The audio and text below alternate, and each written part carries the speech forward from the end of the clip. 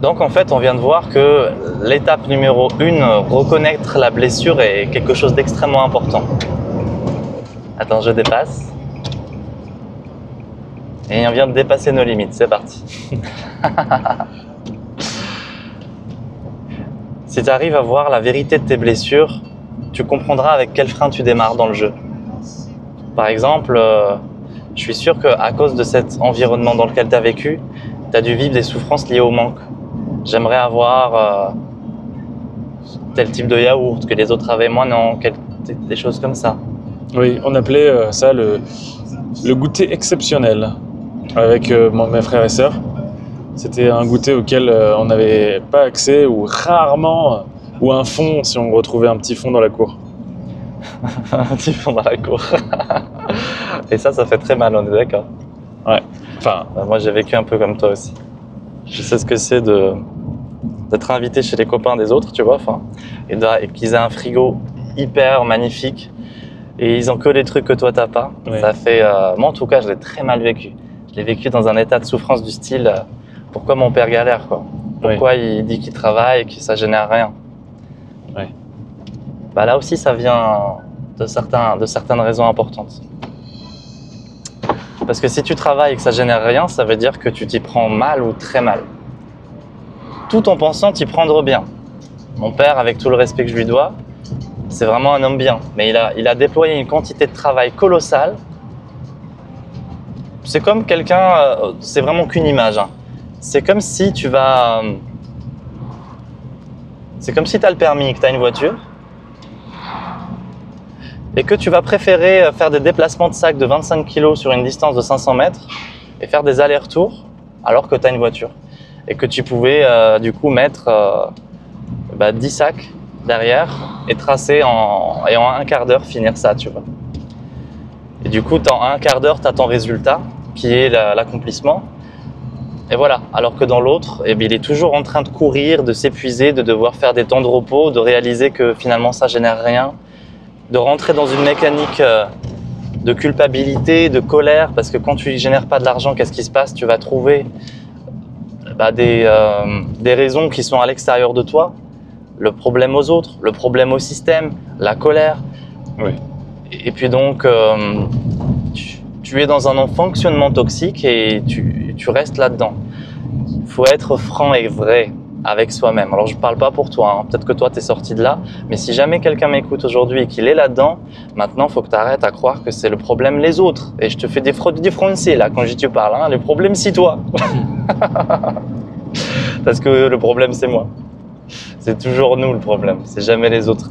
Et moi je vais loin là-dedans. Hein. Quand le problème c'est pas moi, souvent je dis le problème c'est moi. Comme ça, ceux qui n'arrivent pas à assumer, ils sont détendus dans la guéguerre et on arrive directement à essayer de trouver une solution. Bon, parce que si on a trouvé un coupable, on va essayer de les réparer, tu vois. Oui. Ok, je t'ai conduit sur cet état de blessure-là parce que cet état de blessure-là, il va poser 2 points extrêmement intéressants au niveau de la perspective. Les gens qui ont vécu quelque chose comme toi, généralement c'est assez binaire comme réponse. Soit ils rentrent dans la haine avec ce qu'ils ont vécu et ils vont se jurer qu'ils vont réussir à tout prix. Et dans ce cas-là, tu vas avoir des gens soit qui vont sortir des quartiers et faire médecin, avocat, Oui. ou alors dealer. En tout cas, ils vont réussir à avoir de l'argent. Ils vont poser une réponse de survie au manque.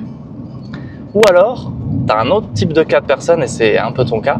Et par contre, là, je dis une sorte d'affirmation, mais tu ne dois pas me croire. Tu dois voir si ça te parle. C'est des personnes qui vont tomber sur une sorte d'acceptation fluide de la situation en élevant le regard du beau et du positif pour réaliser qu'en fait, il y a quand même du bon partout et qu'ils ne vont pas se limiter par cette situation-là au niveau de leur bonheur. Oui, c'est tout à fait ce que je ressens. Je dirais aussi que... Enfin, je suis tellement dans le contentement que je me dis on a déjà tellement de choix avec si peu. Aussi parce qu'on est en France, mais bon bref. Alors là, ça fait partie de ton humanité, de ton cœur. C'est beau.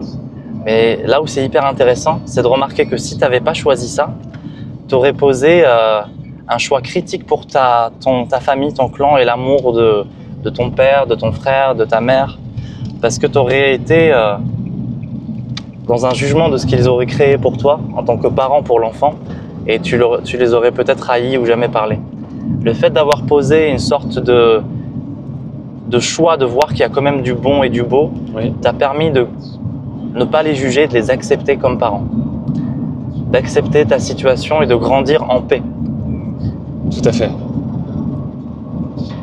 C'est magnifique, on est d'accord? Ouais. Ouais. Génial. Alors c'est à la fois magnifique et c'est à la fois un frein pour toi. Si tu le vois comme étant magnifique, tu gardes que le positif. Là où c'est le frein, c'est par exemple, tu vas pas générer de patrimoine avec un fonctionnement comme ça. C'est le fonctionnement qui dira, bah écoute, on n'a rien à manger, mais là c'est pas grave, il y a du pissenlit et des orties. C'est génial. Parce qu'avec un fonctionnement comme ça, tu gères ta vie. Tu peux survivre, il n'y a aucun souci. Mais tu vas pas te donner l'autorisation d'aller vers une vie qui serait vraiment ton rêve. Et ton rêve, il est peut-être pas le rêve de tes parents. Ton rêve, c'est peut-être là d'avoir 1 million.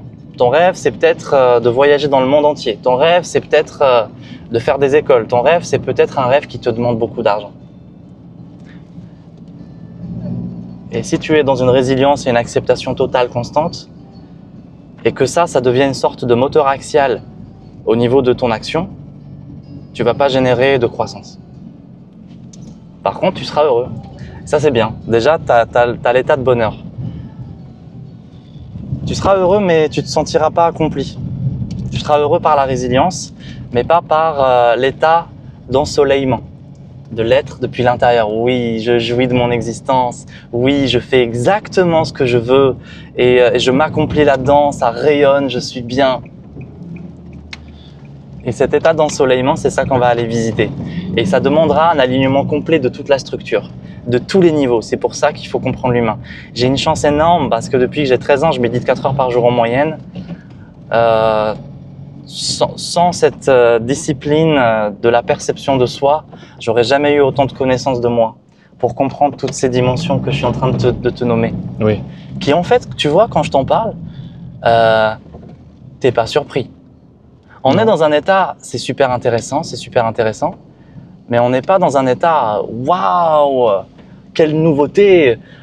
C'est pas de l'innovation ce que je dis là. Oui, c'est de la déduction logique qui nous surprend guère, qui ne nous surprend guère. Exactement. Et on est dans un état